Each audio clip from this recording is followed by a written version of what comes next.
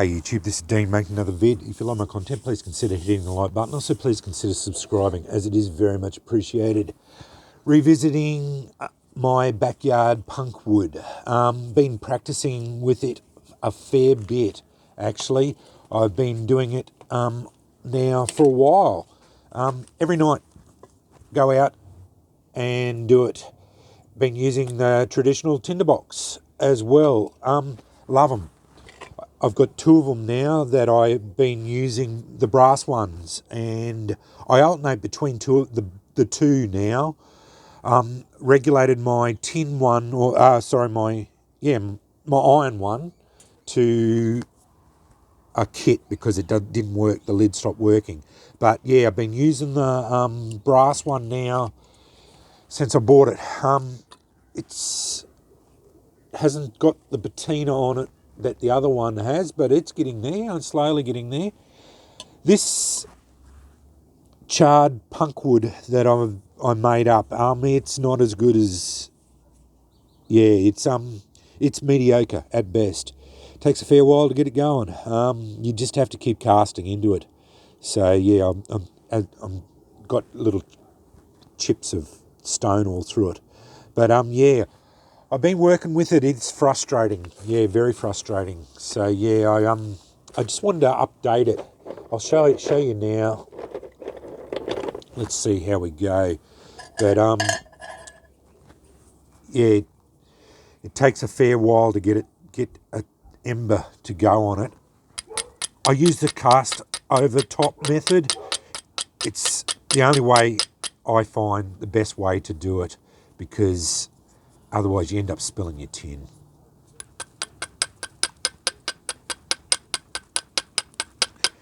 There we go. I actually got one going in there.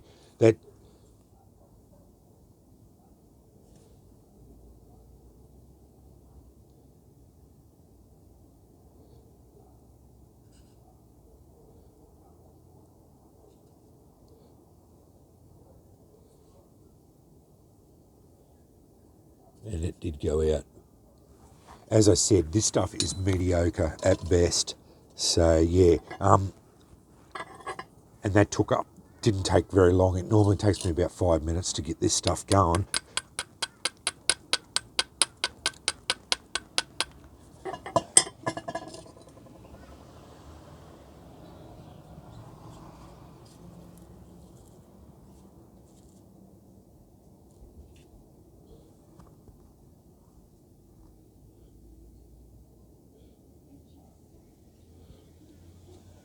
That one wasn't as hard this time, although I just blew it out. Oh, I got it going still. I blew with the ember out there.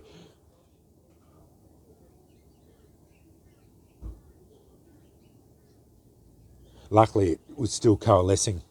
I had another ember in there coalescing.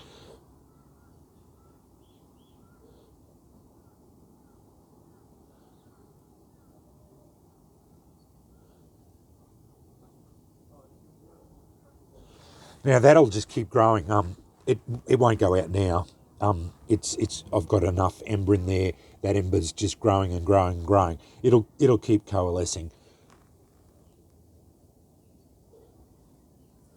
I won't blow it into flame.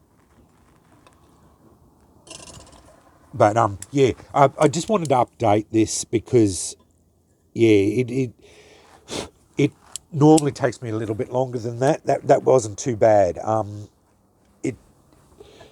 I have found this stuff is quite mediocre as far as the punkwoods go. It just doesn't take a spark very easily. You just have to keep casting into it. It does take a spark, but yeah, you just have to continually cast sparks into it. And I do find I blunt a lot of rocks. But as you can see, I've got that many rocks here. It doesn't matter. I can blunt 10 of them a night and still never run out. But yeah, that whole bed there is starting to go. But to put it out and just rattle it around. But I love these tins. They're really good, really good. Just let that cool down now. But yeah, I just wanted to report on this. Backyard punkwood. It's not that good, and the main reason it is I think it wasn't very punky. That was as simple as that. So yeah, it was a bit spongy, but yeah, it was still more wasn't the best grade. So yeah, that's what it amounted to. So yeah, you just have to be bit more discriminating when you're going for punkwood, and only get the spongiest of punkwoods, because that'll take the spark the best. And yeah, you can certainly use it if you like. What I'm trying to say is, even if it's not the best punkwood, you can still use it, and it will take a spark. But yeah, you just have to be aware that it's going to take a little bit longer, and it's going to be a frustrating effort. And only do that, only use mediocre punkwood if you've got a good supply of stones, because you're going to blunt them out. I blunt a lot of quartzite out doing it. And the only reason I'm persisting with this is because I've got a lot of stones to fool around with, and I blunt it out. If I was stone poor, I would not. I would throw this punkwood away, or I would use it as ember transfer, and that so as a coal extender, rather than, or for solar, rather than using it for flint and steel, because I wouldn't throw it away, because that's just a waste of resources. But yeah, I wouldn't use it for flint and steel. I'd use it for solar or some other, coal extender or something like that. Because yeah, it's very frustrating sometimes at night. I've got to the point at some stages where I get char cloth on fire, embered up, and then transfer it on, because I just got to the point where I've been doing it for 10 minutes straight and couldn't get it to take a spark.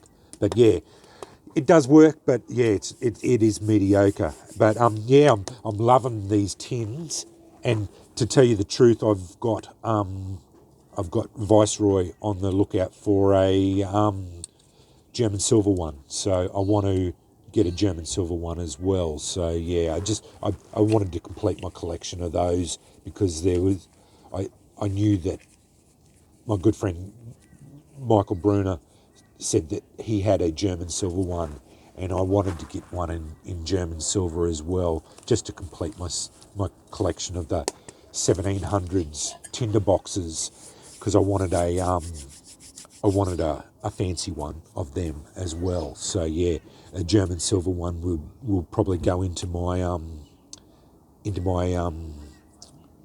haversack for my King Crown haversack. So yeah, King's Crown Striker kit, and these will be my working ones, and yeah, I'll go from there. So yeah, anyway, I have reported on that and done what I wanted to do. Anyway, thanks for watching.